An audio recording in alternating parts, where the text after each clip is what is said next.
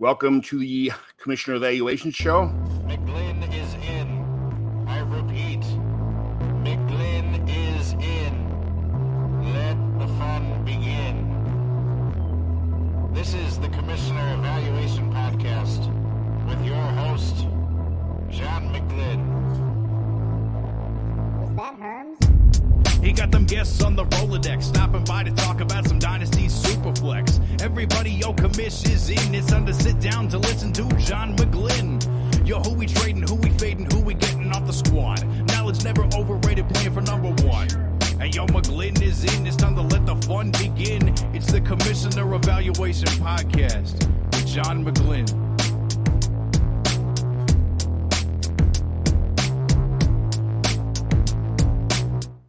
So there is my intro song to the John McGlynn Commissioner Evaluation Show. Welcome to the Commissioner Evaluation Show. I'm John McGlynn. You can find me on the Twitter machine or the X machine at John McGlynn75. Scott Fishbowl drafts in the rearview mirror. It's time to get on the horn and start sending those wake-up texts to your friends and family about dates for redraft and your party, what you're going to eat there, all the good food and drinks. We'll talk about it. Today we'll talk about some improvements in existing teams, some commissioner questions sent in by listeners. We'll breeze through some NFL news and rumors.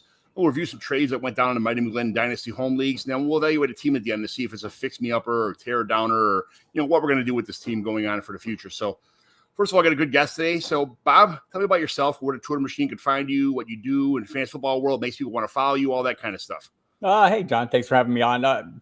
Everything is really easy at Football Die Hard on the new device, which is called X, also on Twitter, if it's still called that, also on Threads, also on Instagram, also on the internet, the World Wide Web, footballdiehards.com is where you can find me. If you have Sirius XM Fantasy Sports Radio, you can find me on, shockingly, the Football Diehards program. So check it out, Football Diehards YouTube channel as well. Subscribe. I'm there twice a week doing live streams every Wednesday and Saturday most weeks. So hit me up. Wendy joined in, said, "Oh snap, bestie," and John, LOL. Very good, Wendy. Thanks for joining in on our show. Hey, Wendy. So, what's weather like down there in Texas? It's been like 94 degrees, 92 degrees, and the humidity's terrible up here in Chicago area. It's like 85% humidity. What's it like there in Texas right now? Because it's super hot here. I couldn't imagine. Super hot. Been over 100 most every day. I think it's we're just here hitting noon Central Time. And it's 97. Humidity's been up 40, 50s, somewhere in that range. So it's been relatively miserable and a little hotter than usual, but not so bad inside where I'm working like about 97 hours a day. I like the wintertime much better. I can go out in a foot of snow and dress in layers, but in the summertime, you're dead in the water when it's hot outside. So that's a fact. I get it.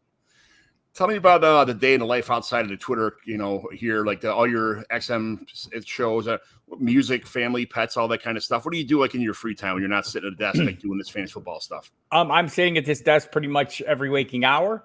I'm actually standing most of the time. So sitting now just to be relaxed and calm for this program. But I like to work standing up mostly. Keeps me leaning in. So it's interesting. The NFL has kind of evolved over time. I started doing this in 1993. Started playing fantasy in 86, but in 1993 I started doing this kind of as a job. And the job then was finding information. The job now is no longer finding information thanks to Twitter and X and all those things that we have. It's now filtering the information and trying to make sure the readers, subscribers, listeners, viewers get the information that's most important to them, and putting the huge flow of data into context. And I think that's one of the things you've seen with the rise of Twitter, the rise of instant reporting is, you can see ADPs fluctuate in the moment, right? You can see things happen. When Joe Burrow got hurt last Tuesday, you could see he fell, I was in a draft where he fell down below Lamar Jackson and Justin Fields, who he'd consistently be going ahead. So I think, trying to help people understand and put into context, the way this works, but it's a year-round job. So this has been pretty much a 365-day-a-year job for me. I do take days off, but they're few and far between because the NFL has created a 365-day-a-year reality show. It's good for their business. It's good for our business, but also to keep up with this stuff and to help people win titles. I want to be steeped in the subject, right? And so I want to be able to talk about anything at any given moment. I want to be giving the best information possible in the moment. We've been drafting. I don't know if you've been out there in the best ball rooms. I've been in there since February.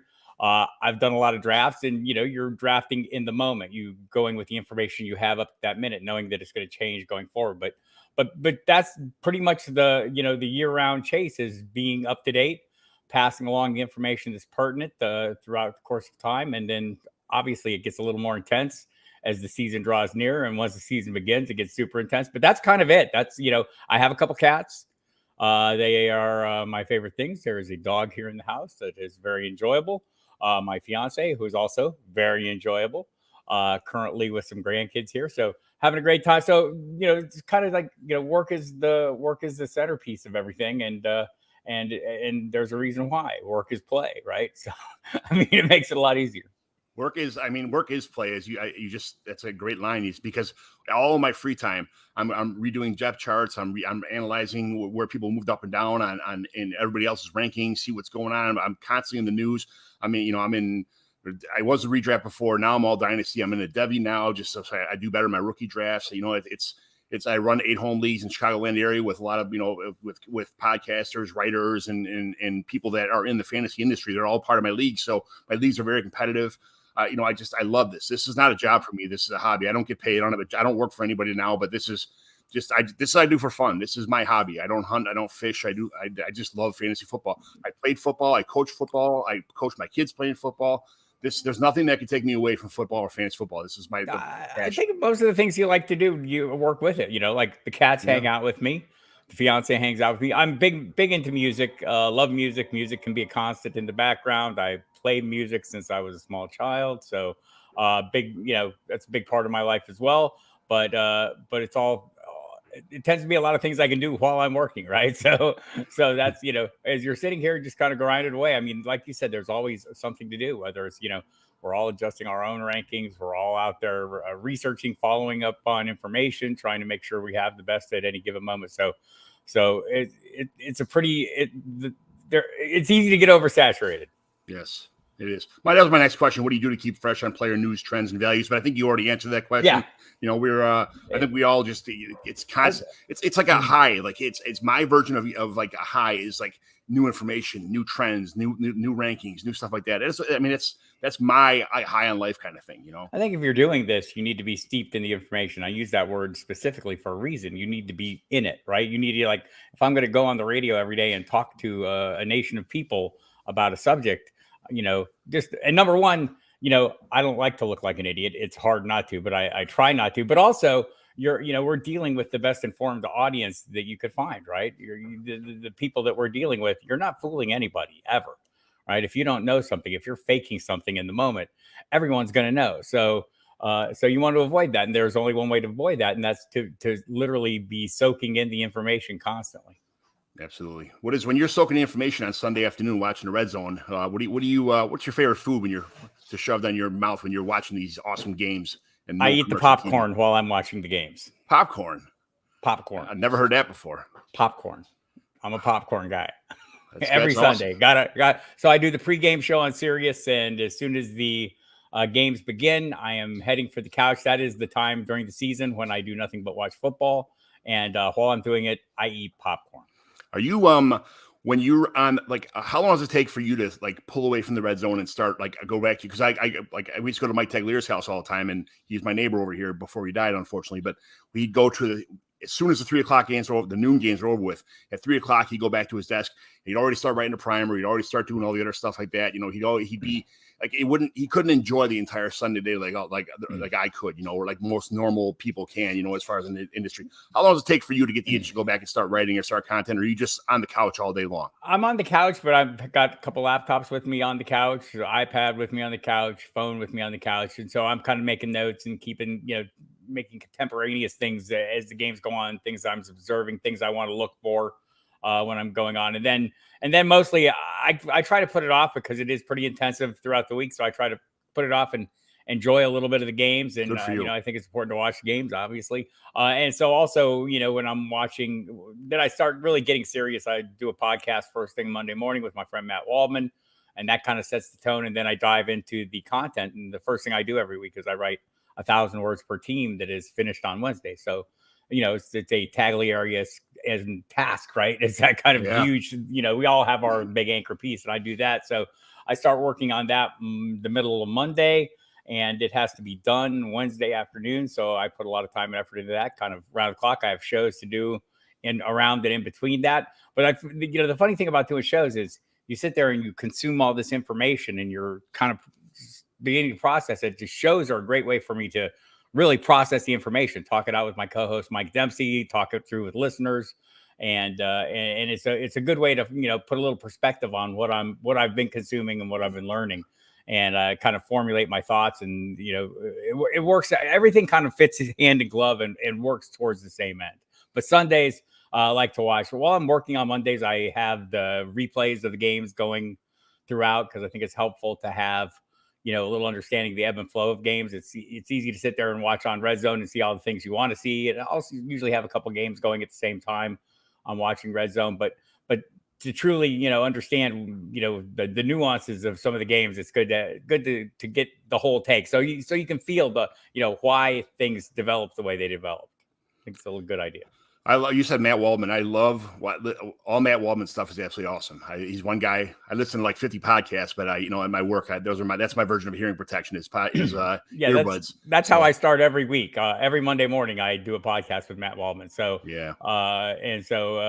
And Matt's one of my closest friends in and out of the industry. So great getting a chance to work with him. Have been dealing with him for many years and hopefully many more. Outstanding. Toronto Dave, thanks for chiming in. Thanks for watching. All right, let's get to some commissioner questions now. How many leagues do you commish? 0 leagues. Have no bandwidth for commissioning leagues. And even like early on when I was just starting out, I didn't commission a lot of leagues. Obviously I understand the role and have all my ideas and eager to give input. But there are people who are born to commission. It seems like to me. My co-host Mike Dempsey, great commissioner of leagues. So we have a guy that writes for the Football Diehards website, Reginald James, who has really great thoughts and ideas. Love consuming his content, by the way. Really entertaining stuff. And like, I'm kind of drama averse. I mean, I have enough drama in the day-to-day work. There's people like Antonio Brown floating around out there. There's enough to keep you, the TMZ portion of our job is enough drama for me. So the commissioning, I'd rather leave it in someone else's hands if at all possible. What's your favorite league to play in as far as like the ones that are established right now? Do you have lineup setting leagues, or are you pretty much all best ball?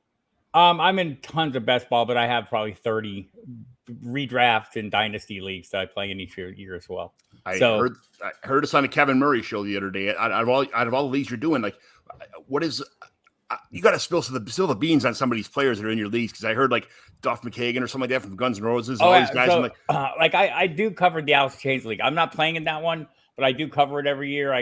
We've been doing it remotely, but great group of people in that league, and they're really into it. Duff McKagan is one of them who I've had the pleasure of, we all get together, or prior to COVID, all got together at Jerry Cantrell's house from Alice in Chains, and we would broadcast from right next to the draft table, and it's usually a great assortment of people. Mike Inez, also from Alice in Chains, is in there. Past player Scott Ian from Anthrax. I'm a big metal fan, so That's a big deal to me. A lot of wrestlers. The Miz has been in there, and always talking smack. Jeff Garland, Michael Rappaport, the usual assortment of actors and folks in there. So there's no shortage of cool stories from all those things. And also in like a number of the drafts out there, I'm in various leagues with, Mike Inez is in a couple leagues with me, but the usual assortment of wrestlers every time, I'm in a lot of leagues with Michael Fabiano runs. So there's a lot of wrestlers in those leagues. The Miz being first and foremost, super competitive, but others as well. Eric Young playing a lot of leagues with too. And of course, just being in a lot of industry drafts, tons of industry people, everyone is in leagues I'm in leagues with. Yeah, I don't that's know if awesome. they're in leagues with me. I mean, there's some like, just even some of the, like the Kings Classic, I mean, you think about that league, you got Jim Coventry, Curtis Patrick, Brad Evans, Jeff Ratcliffe, Andy Behrens, Mike Clay, Dom Sitter, Dave Richard, Pat Doherty, Howard Bender is in many of those leagues. Brian Drake's moving in, Jody Smith coming into that league this year. In a dynasty league, it's a super hard dynasty league. Scott Barrett from Fantasy Points. It's the SFB Invitational. Scott Barrett Invitational. It's Graham Barfield's in it. Davis Maddock, Jeff Collins, Evan Silva, Rich Rebar, Pat Thorman, Matthew Berry. It's some of those are crazy. Mike Clay has a league with me, Mike, Peter Schenke, the Savage brothers, Jared Smola, Matt Schaaf, JJ Zacharias, and Scott Pianowski. I mean, Jeff Ratcliffe. Somewhere along the way, I'm playing with just about everybody. That's a handful of those guys I'm in home leagues with around here. So Pat Fitzmaurice and those guys, it's Pat was just on my show last night. Love Pat. Yeah, love Pat. I got a couple commish questions. Just answer the best you can as far as things that you see. As for one's from Nate Powell FF. I have a league format that requires being extremely active from April to June. How do I get less active but not inactive people to quit? Lots of auctions and people with no money that just don't participate when they don't have any money left in the auction. How do you get those people to kind of say, hey, I want to get somebody who's active all the time? What would you do? I would ask them. I would tell them exactly that. Look, man, you're not active enough. I'm looking for more active people. Would you please go away? I mean, and that doesn't mean they'll say yes, but I mean, it's a good starting point, right? Like if nothing else, you're telling them, please be more active. Right. And maybe that spurs them to be more active. Maybe it doesn't. And at some point you have to take more assertive or aggressive action. But I mean, if that's what you want, I mean, if your desire is that, I don't see any need to sugarcoat it or anything. Said, hey, we want to be a little more focused in this league and have a little more activity.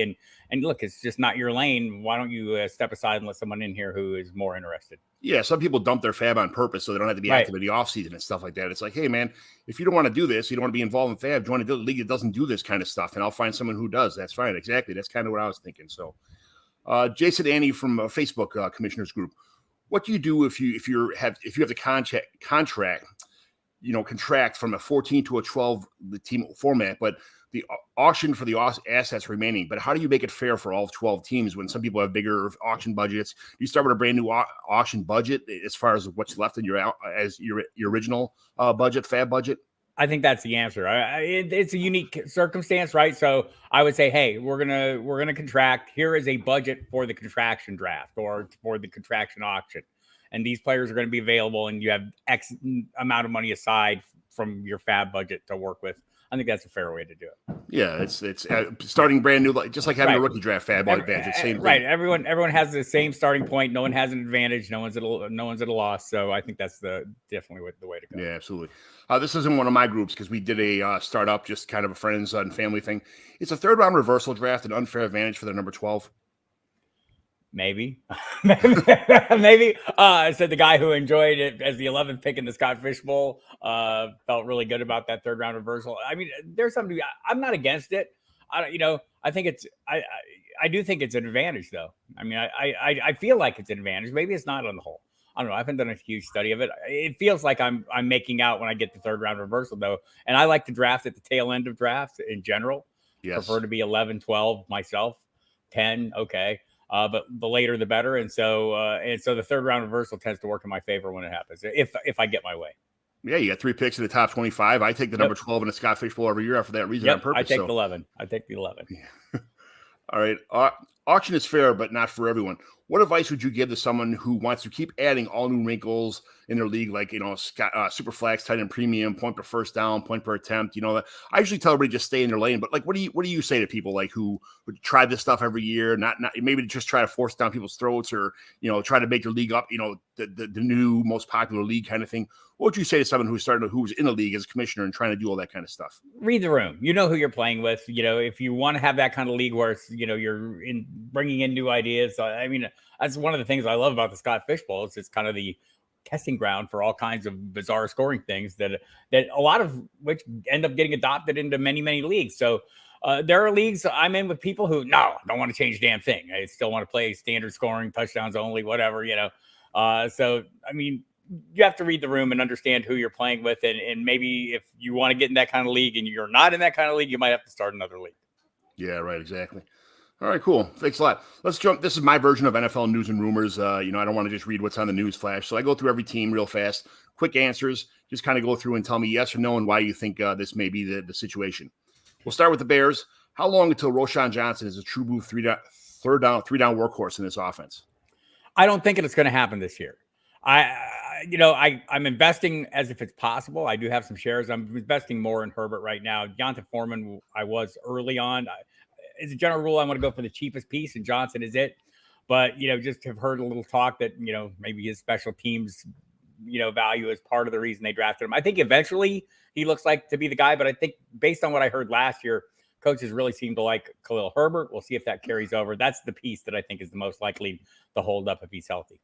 Yeah, I love Roschon. You just feel like he's between the tackle size. Yep. He can catch a ball in the backfield. He pass blocks well. He can do everything these guys can. Yep. So but they're all three. The other two guys on the roster are also very good running backs. So, I think it's more like a next year thing for him. It's just Sure. the vibe I'm getting right now. And honestly, it's running back, so we all know what happens at running back. Things change in the blink of an eye. And I think he is. Everything you said is true. He's more than capable. I just think it's going to be a case of opportunities. I wonder when that's going to come. Sure. Bengals. Is Joe Mixon the biggest beneficiary of Joe Burrow possibly being hobbled this season? No, people drafting Joe Burrow are the biggest beneficiary of Joe Burrow being hobbled. You're getting him at a discount, and he's going to be fine. He's missed the last 2 preseasons. Hasn't hurt his production on the field in the regular season. I wouldn't shy off of him. Mixon is a weird thing. I think the price is going back up now that we have some certainty, but you look at last year, most of his value came off one game, right? Against Carolina. Right. Yeah. So I have concerns there, but I do think, a solid workload. And if he's as involved in the passing attack as he was last year, I don't think you can argue against him, but I don't think anyone benefits from this injury because I don't think we'll be talking about it the second week of September. Bills, is Dawson Knox underrated post the Kincaid ad? No, he's perfectly rated. I mean, if he catches 40 passes and gets 5 touchdowns, that seems like the high end to me. Yeah, I just feel like Kincaid's going to be forced in the slot role here, and then Dawson's just going to be wide open, trying to in the middle of the field, and he caught a lot of passes from Allen last year. So I think the problem there is it's going to be a whack-a-mole kind of situation, like some teams are. It's Stephon Diggs and these other guys. Right. And I know Waldman is huge on Kincaid. He thinks by the end of the year he's going to have a massive role. We'll see about that, but I just think it's hard to get. I think they're all super viable for best ball, but in season long, I have reservations just because it seems like a little bit hit or miss. Okay, Broncos, by season's end, Javonte Williams will have double the receptions of Samaje Perine. No. He'll do you feel like maybe 40-30, something like 40 in the 40 catch range for Williams, assuming all goes well, and maybe 30 for Perine, maybe seems like about right. I don't know.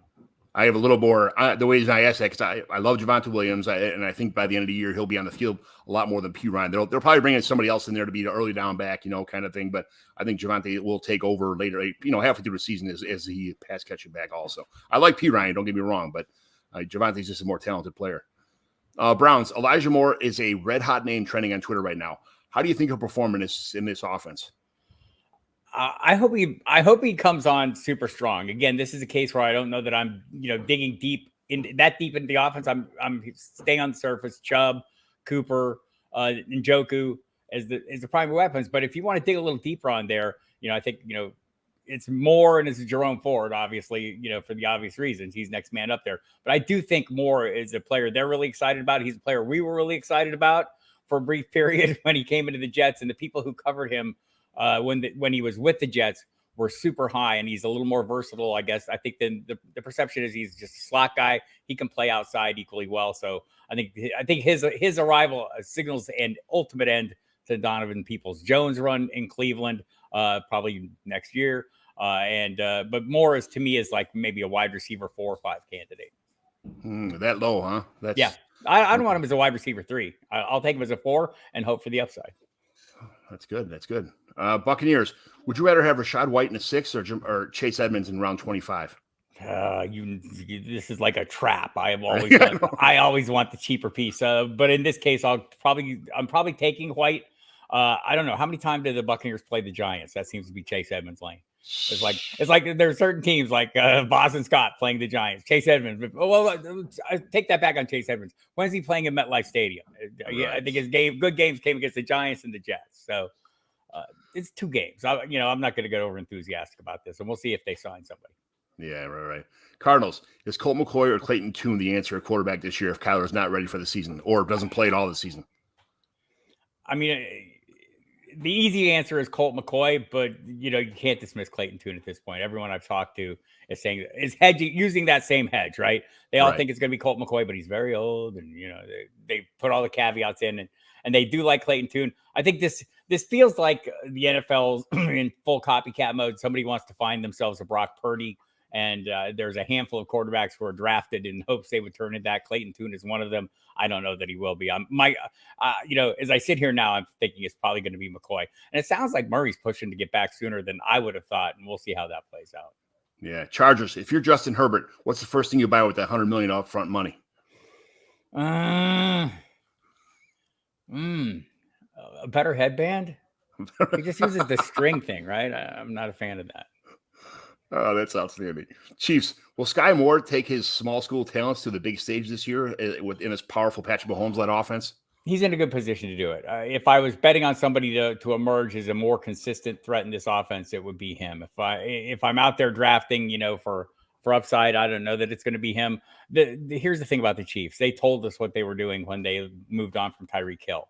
This team is built on Patrick Mahomes and Travis Kelce, and they're happy to catch as catch can at receiver, and whoever's open is going to get the football on any given play, and that's going to change from play to play. Yeah, man, it's so hard to see. Like at some point in time, they're going to have to. Kelsey's not going to be there anymore. They're going to have to morph into something else. So I imagine they're going to have to say like, "Hey guys, we got to start planning for the future, and we have to start getting somebody else involved, or just more than just spread the ball around." But if that's what it is what it is. So for now is right. Colts, can AR-15 run this offense without JT? He'd run it better with. All right, I mean, with the most explosive piece of that offense for sure. I'll be again. A lot of the things we're talking about now are not things we'll be talking about the second week of September. We'll be talking about how the games are going and everything's perfectly fine. The public portion of negotiations, people are always the most contentious portion. Generally, behind the scenes, things are going much smoother. Although this doesn't sound good. If you're out there listening to Stephen Holder, who covers this for ESPN, the situation is a mess and people are angry. But things. The big concern for me here, or a concern for me, is that Taylor's agent is not necessarily a sports agent. He's out from outside, more of an entertainment guy. So I don't know if that lack of experience in the sports world will make a difference or whatever. It does not help having Jim Irsay, being willing to say whatever the hell he wants to say. So we'll see. It would be an impediment to Richardson's development, though.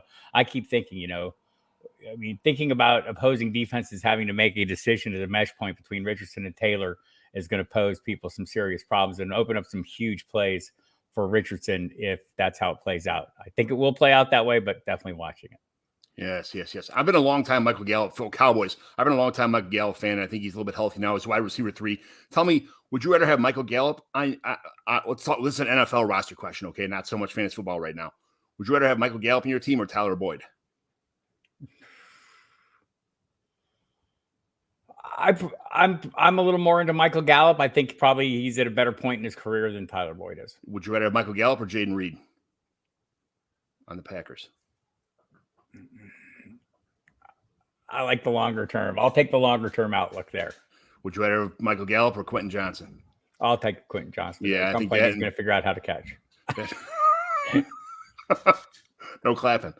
JSN was the next one, but I think that one's a pretty much a toss-up. So, yeah. Honestly, I think JSN, right now it would be an easy call for me. Just the draft capital expended, the direction that Seattle offense is taking. I know Waldman and many others seem to think that this is the future Cooper Kupp in this offense. So yeah, I think it's entirely possible that's it'd certainly be him over Gallup over the long term, but in the immediate short term, I think maybe we're overstating JSN's impact. Probably, yeah. Wendy says, does anybody want Gallup? I want Gallup. I try to get him everywhere. I think people, when I ask people to trade before him, they think something's going on. Like, what do you want Gallup for? What, like I know something they don't know, or like there's an injury concern or something like that. But no, if instantaneously, he's a great, if one of those two guys gets hurt, Michael Gallup would fill in fantastic on that team as a wide receiver too for the Cowboys. So let's Dolphins. Raheem Mostert or Jeff Wilson on this team? Who's the better running back? Right now, I'm going with the younger guy, Jeff Wilson. Yeah. Right. It's that simple. It could go 50-50. I've been investing. I've a good number of shares of that backfield. Probably most of them are Wilson.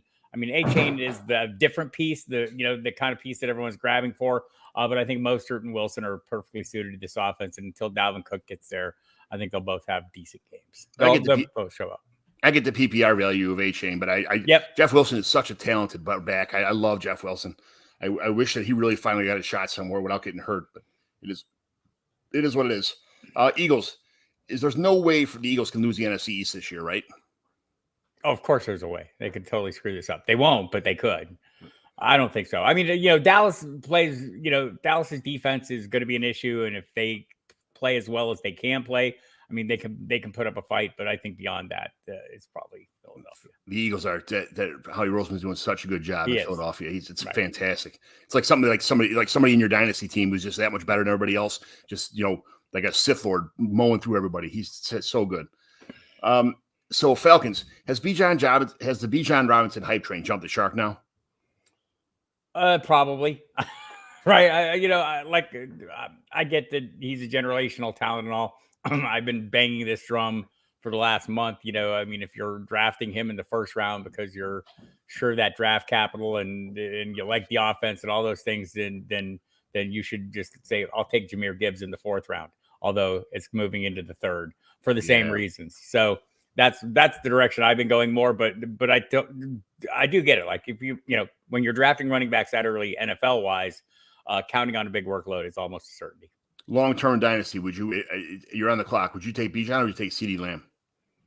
Let's just say on start three wide receivers, start two running. So would I. I get all these offers to, take CeeDee Lamb for Bijan, and there's Algiers still on the team. There's other things going on there. I'm not a big humongous running back fan with a 3-year window. So I would take Lamb myself. Thank you for verifying my thoughts here. Who do you like more in full PPR, Deebo Samuel or Brandon Ayuk? Brandon Ayuk. Yeah, so do I. That's fantastic. Part of that's the price, though, right? Because he's going later. So sure. If things were a little closer, I keep reminding people which Samuel scored more points last year in PPR, Curtis or Deebo. And because I'm answering the question, the answer is obvious. It's Curtis. Right. Giants, was this contract good for Saquon? I don't get why he didn't just sign the franchise tag, or is there some kind of golden handshake here that says there's a long-term deal on the way? A little more. Honestly, I don't know. I don't think there is, because I don't think any running back should expect that right now, given the way the market's working. Maybe they've told him something, and I hope if they did, they make good on it. But I just think they juiced it up a little bit and made him feel a little better about himself, and he had come to the realization that, look, this is not changing. This is the situation I'm facing, and this is still pretty good money, and it's in fact great money for running backs right now. Yeah, they got to do something with it. I mean, they just signed a 10-year contract 2 years ago or whatever it was, 3 years ago. Yeah, it's not good for the CBA. Is not working in their favor. I don't see a lot of options for running backs at this point. And I'm totally for everyone getting paid all they want. But if you think the other players are going to get involved in this fight, they all know one thing, that when some group or some person is making more, somebody else is making less. That's just the nature of the game. We heard it in Dallas. We heard Jerry Jones say it was Zach Martin. I got to pay Micah Parsons, right? So, I mean, the players understand this. They do. They got it. It's a tough pill to swallow. You got to take all that beating as a running back and then watch everybody else get paid. Right. I totally get the argument. I mean, it's true. You're punished for production, essentially, for being the most productive piece of an offense, essentially. Austin Eckler put it best. He said, wide receiver 3 is making more money than running backs. It's true. Yeah, it is true. I'd be pissed, too. Jaguars, how big of a leap will Trevor Lawrence make this season in dynasty rankings? Let's put him at quarterback 7 right now. Let's just say which I think is too low, but look, I think you could make an argument to take him ahead of Justin Fields pretty easy, right? I mean, I think probably top 4. That's 5. Yeah. Mm-hmm. Yeah, I took him I just had a startup draft right now, a startup in-person dynasty draft, and I took him ahead of Jalen Hurts. So, I mean, it is what it is. I think his long-term ceiling is super high, and it's still an ascending offense. Love the coaching staff. Love the pieces they've assembled around him. I don't know if I'd take him ahead of Hurts right now, but it's probably closer than maybe other people. I just feel like Hurts is a good quarterback, but it's like the cart dragging the horse, where Trevor Lawrence is the horse that's pulling the cart. He can make anybody look good because he's such a good quarterback. So that's when if Justin Fields was put on a team like the Eagles, I think he would have been really good last year too. But he's unfortunately got dealt the shit hand, and he suffered the consequences. But it is what it is. So. Jets, are you worried about Breece Hall's health with all this Dalvin Cook buzz right now? Is there something we don't know that they're trying to bring in other running backs? No, I think we already know that it's hard for running backs to bounce back from torn ACLs, even clearing torn ACLs. It's happened a couple times. Guys have had really good seasons after that. Adrian Peterson, Jamal Charles come immediately to mind. Beyond that, it's hit or miss. Every player is different. Every recovery is different. I think his sounded like it was going well all offseason. I'm surprised that Javonte Williams is the guy not on PUP of the two. So yeah, and then their interest in Dalvin Cook tells you what you need to know. I think on Underdog right now, he's still running back 11. That's too rich for me. Way too rich for me. Lions, by the end of 2023, Jameson Williams will be the wide receiver one on the team. True or false? I need to see more. I'm going to say false until I see further evidence. I mean, and I'm not basing this on, the news this week that he's having a rough start to camp, but it's been a hamstring issue. We haven't seen enough of him. And sometimes, the circumstances keep people from success. It seems like his circumstances, some of his own decisions may be limiting factors. So I don't have enough information to say that right now. I'll say with this right now in best ball drafts where I found I was interested in grabbing him at a certain point late, thinking, wow, I'll have a guy down the stretch. It's maybe a big playmaker. I'm dialed off that totally. That drops reports that are coming out are very scary.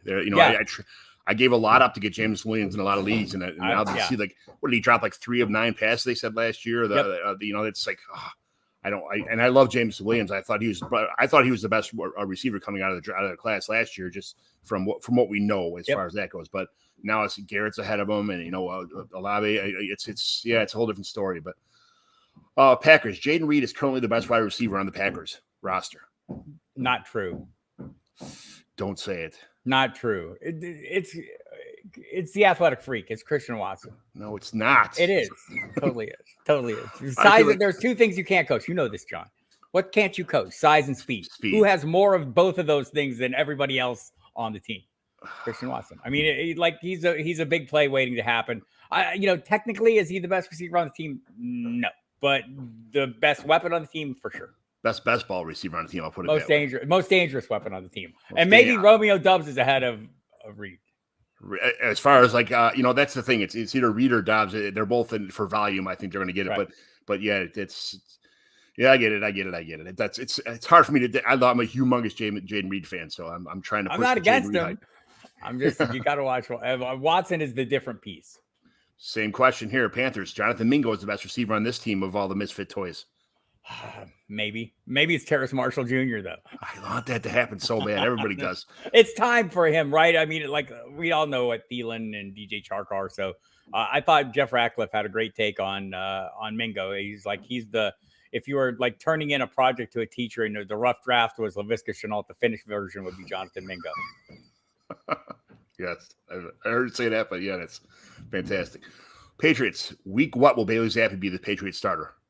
He won't be the starter. He won't be. All right. I think with Bill O'Brien in there, with a competent offensive coach, Mac Jones will be cobbled enough together to keep the ball rolling. Yeah, that's. Sorry, my wife just called my phone and she's on the do not disturb list, so that's she's on the breakthrough list. So of course she is. You're a smart man, John. Yes. Raiders. Are you trying to acquire Zamir White right now, or are you just expecting Josh Jacobs to show up for camp? I am expecting Josh Jacobs to show up to camp. That doesn't mean I'm not trying to acquire Zamir White, who's apparently looked very explosive, looks really good. I think over the course of time, he'll be a piece worth watching. But I think as long as Jacobs shows up, and I think he will, again, got to come to grips with your value. And it might be, a week before the season starts, right? That seems to be, I've talked to people in Vegas who cover the team on a daily basis. That seems to be their expectation. So I'll go with that. And I think you're getting a little bit of value on him right now, that being the case. I drafted Zamir White last year. I traded him away to get Josh Jacobs. I had an awesome, and now I'm trying to get Zamir White back in the drafts. I traded away Zamir White too. All our levels of Josh Jacobs panic stemming from last year's Hall of Fame game went for what? I mean, I do realize, Dave Ziegler, Josh McDaniels, they come from New England. There's a history with running backs there. There's also a history of heavily using these kind of between the tackle powerhouses when they've had them. So they obviously were willing to drive the wheels off him last year. I don't know why they wouldn't take that same approach this year, since assuming he's back, they're paying more for him. And also the future beyond this year is not good offer. Yeah, and especially when you know what he could do. You know, that's Right. the thing when you ran him. I mean, we all watched those games last year where he got the ball 20, 25, times a game, and just he was a work. I mean, when he hurt his finger on that one, I think it was Thursday Night Football or Monday Night Football, and he came out the field for a little bit. I wasn't sure what it is, and then he kept, I was like, oh no, here it is. The gravy train's over with. But yeah, he is a stud. Rams. Cooper Kupp gets traded by week what? Doesn't get traded. The team is in such a disarray. I feel like at some point in time they got to just say, "Hey, we're throwing the towel, guys. It is what it is." Like I think they're still stuck with Stafford. For as long as Stafford wants them to be stuck with him for now. I mean, it's a too bitter of a pill for them to swallow. I don't know. I think they still want to at least be competitive. Maybe not. Maybe it's time to tank. I feel like if some team, let's just say some team that's in contention needs one of their top wide receivers gets hurt, and they're going to come knocking on the door saying, "Here, we'll give you 3 first-round picks for Cooper Kupp. We're in a Super Bowl contention right now," and pull a version of kind of what the Rams did last year, 2 years ago, by throwing the towel in and just going for the win. I mean, that's the piece that's going to get them. That's the piece that'll get them value. So I get that. Yes. Ravens. J.K. Dobbins will overcome contractitis and be a stud this year. Yes. True. Not a humongous Dobbins fan, but I definitely see it happening. I just drafted him in a draft last night for this reason. I just think he's, the people are overplaying the fears of the moment, and we're getting caught up in the moment. And probably by the time it's week 2 again, this is the question I ask myself every time, John. What am I going to be talking about the second week of September? Is this story? And so we can use a recent example. What were we talking about in Buffalo in the first week of June?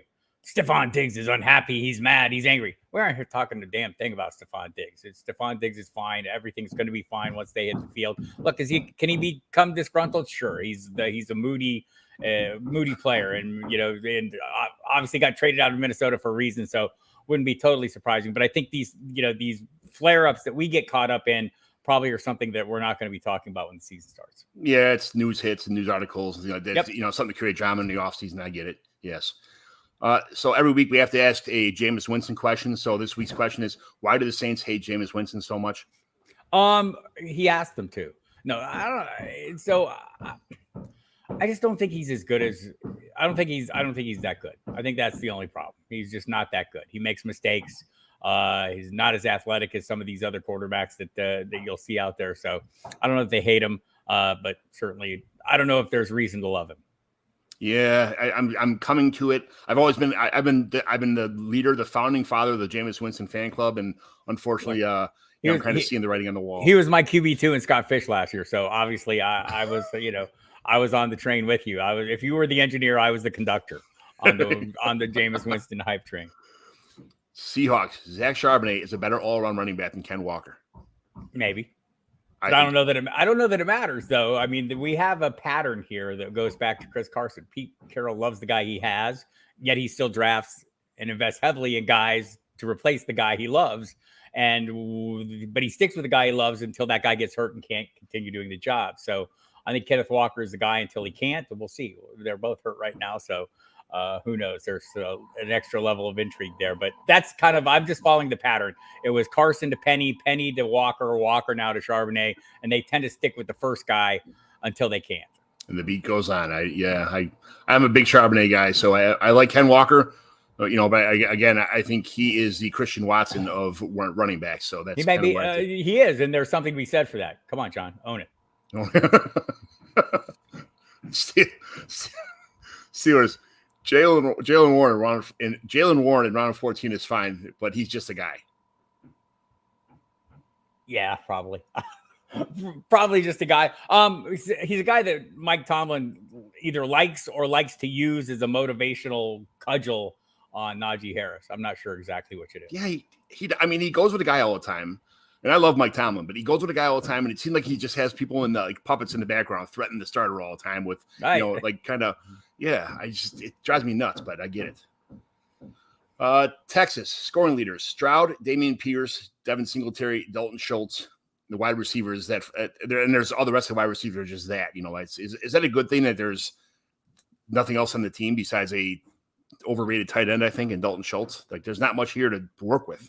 Yeah. I mean, you can work with Dameon Pierce. I think there's something to hang your hat on. There's running backs on teams that maybe can play a little defense, and I'm hoping D'Amico Ryans can get that sorted out enough that that they can lean heavily on the runner. And they have the right coordinator in there. We're bringing in Bobby Slowick from San Francisco, who we're hoping does this similar kind of offense. And Damian Pierce, God bless him, been studying his Christian McCaffrey. He's not necessarily Christian McCaffrey, but if he gets the volume, I'll be super pleased with him. And I don't know that Devin Singletary's a limiting factor. I talked to Aaron Wilson, who covers that team for many years, earlier this week, and he thinks Dalton Schultz is going to get a ton of targets, and he's not so sure. I'm drafting Nico Collins super late is something that I'm not averse to. He's not so sure it's going to work out that way. So we'll see. Maybe the passing attack is something to avoid as much as possible this year.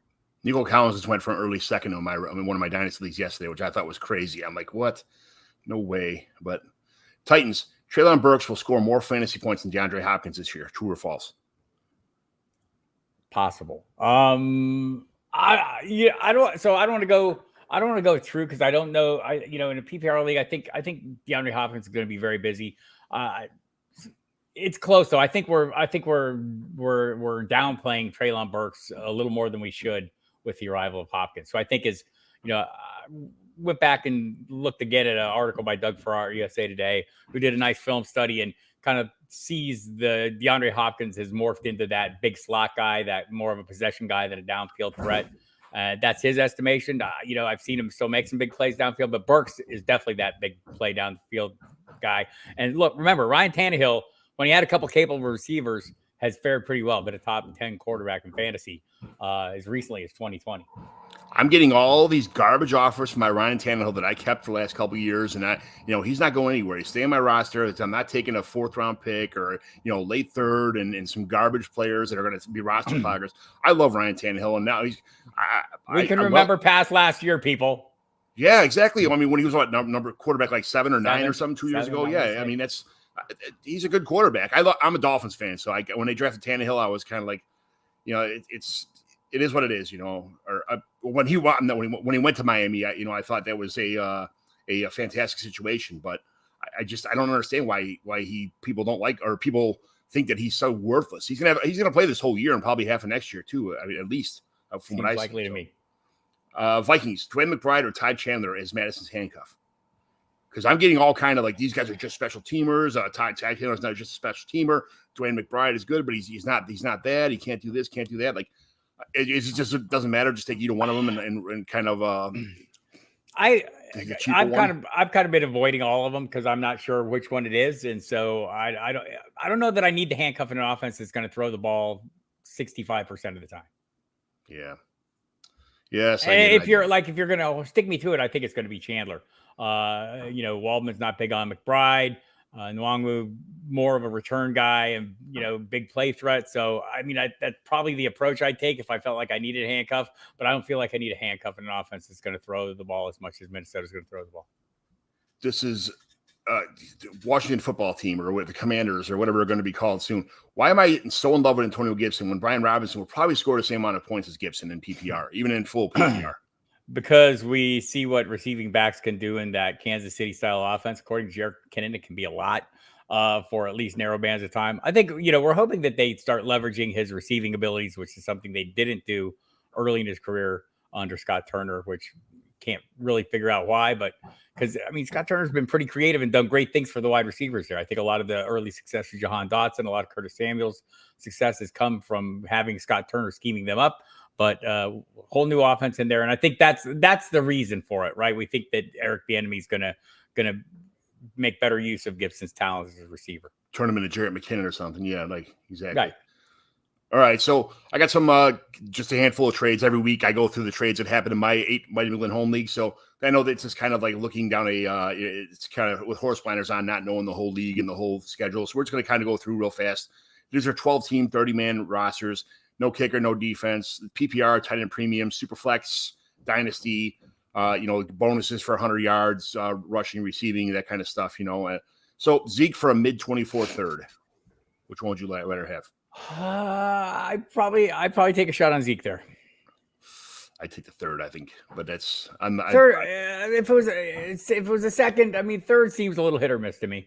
Second would be a little bit way of an overpay. If that would be the right. case, yeah. Right. I'd stick. Second would be, would keep me there. The third, though, I'm a little more willing to part with. Obviously, the Zeke owner is the win now team, so they just Right. like, hey, I don't want any picks on my team if I'm going to win now, so it is what it is. Michael Mayer and Zay Flowers for Kincaid, Jamal Williams, and Jalen Hyatt. I'll take the 3. Really? Yeah. Oof. I like Kincaid, but Jamal Williams, I don't think he's going to reproduce what he did last year. And Jalen Hyatt, I'm not a big fan of Jalen Hyatt. I never really was. I thought he's kind of a gimmick player, but a little bit of a different piece in New York. That's the only reason. Well, the guy that can't throw to him, that's the difference. I don't. We'll see. He's right. Rasheed Rice in a 24 third for Roshan Johnson.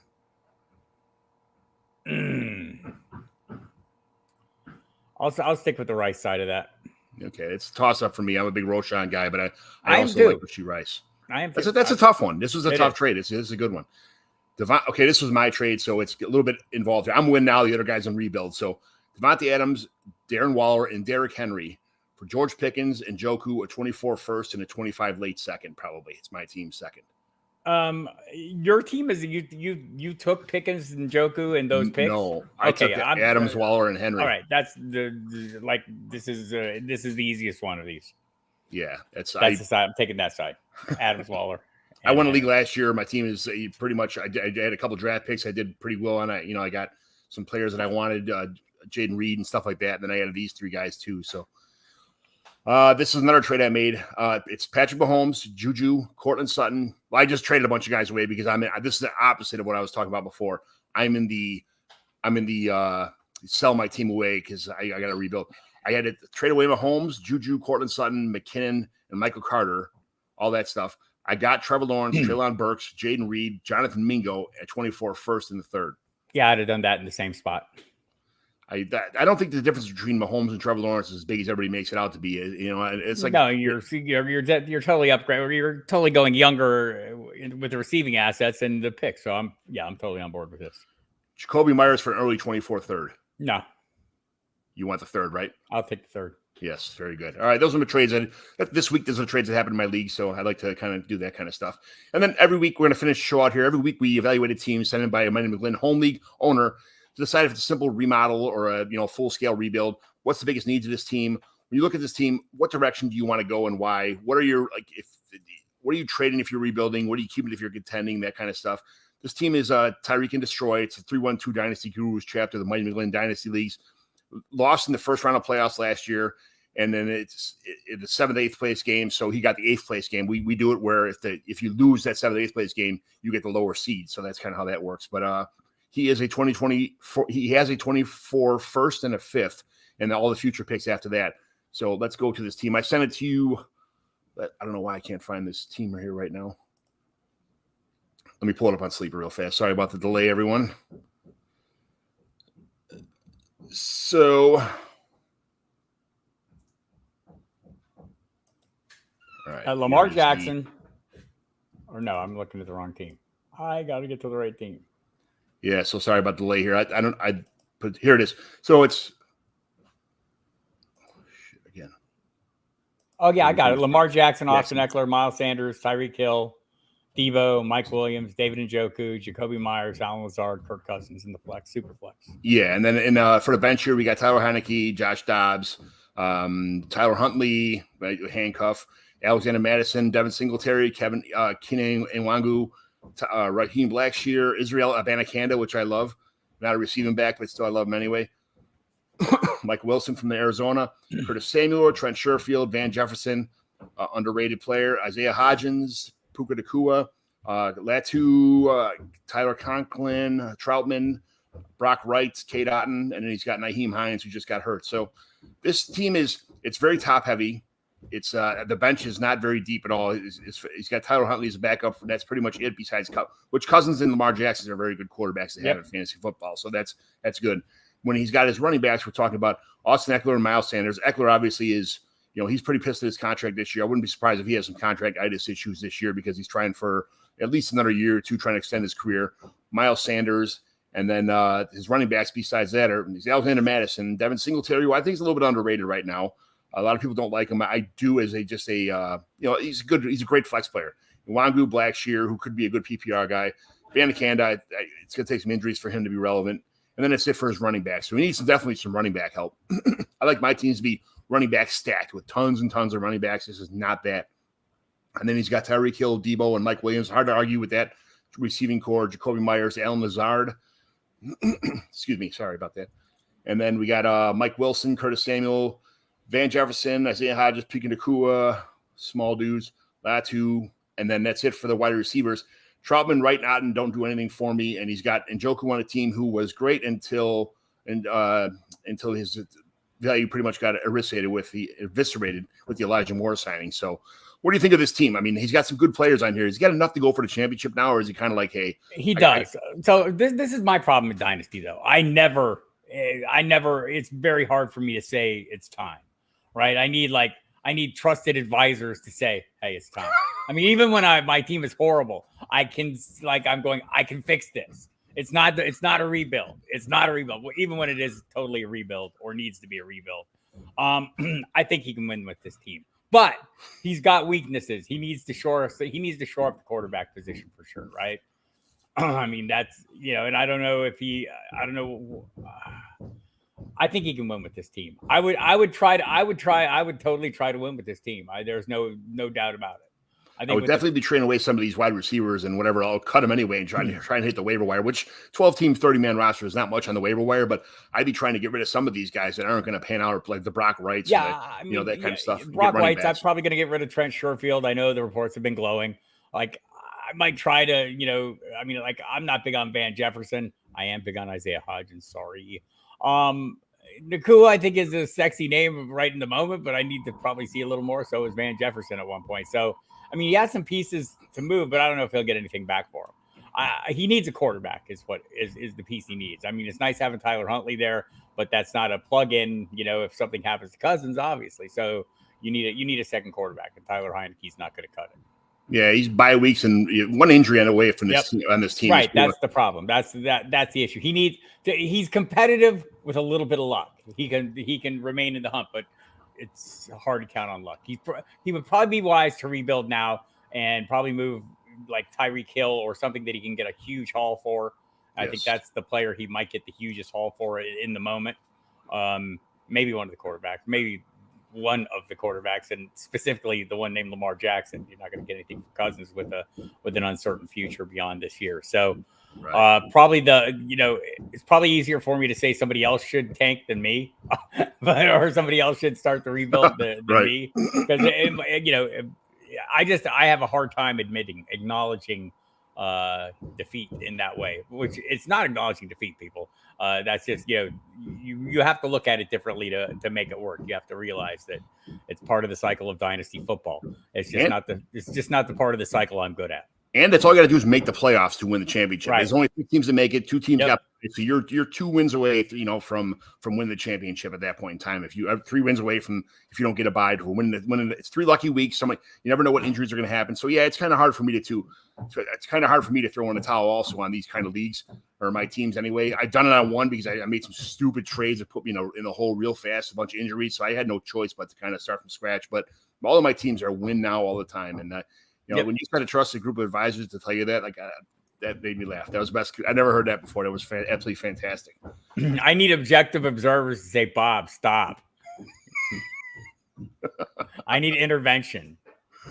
Oh, man, that's great. Well, this is the Commissioner Evaluation Show, Bob. Thanks for coming on today. I really appreciate all your insight. And if you want to let everybody know once again, who didn't run here in the beginning of the show, where they could find you at, what you got going on. At Football Diehard on the Twitter or the X, whatever you'd like to call it. That'll tell you everything I'm doing. You'll catch me on Sirius. Catch me on the YouTube channel. That'd be the one you want to subscribe to for free. Go to Football Diehard's website. This year's magazines are out, and they're pretty damn good. I'll have to say myself, Fantasy Football Pro Forecast, 34th edition, longest running published title in the land. Also, the Football Diehards magazine, 15% off if you use the promo code Diehard. So go ahead and get those. If you get those, you get the online service. The premium service is part of that magazine purchase, because we know it's a magazine. It's a snapshot in time, people. We wouldn't do that to you. We've been doing this too long. Absolutely. Wendy Early said, great show, guys. Thanks for tuning in, Wendy. Much appreciated. Thanks, Toronto Dave. Thanks, everybody else. Thanks, Chris Joel Smith, everybody else that joined in the chat here. So thank you very much. And thanks for being part of the Commissioner Evaluation Show. This is what I do for fun. This is my hobby. This is my, what I wouldn't throw this to change this for the world, man. I love commissioning football teams. I love running fantasy football stuff. I love doing anything I possibly can for content. A little bit of articles once in a while, but my podcast every week. This comes out probably twice a week during the season. But I'm always here. Subscribe to my commissioner evaluation on the Apple Podcast. And thanks everybody for tuning in. Much appreciated. And we'll talk to you later. McGlynn is in. Let the fun begin. This is the Commissioner Evaluation Podcast with your host, John McGlynn. This is Herm's NFL, who made this for me. He got them guests on the Rolodex, stopping by to talk about some Dynasty Superflex. Everybody, commish is in. It's time to sit down to listen to John McGlynn. Who we trading, who we fading, who we getting off the squad. Knowledge never overrated, playing for number one. And McGlynn is in. It's time to let the fun begin. It's the Commissioner Evaluation Podcast with John McGlynn. Thanks again, everyone. We'll see you next week. Have a good day.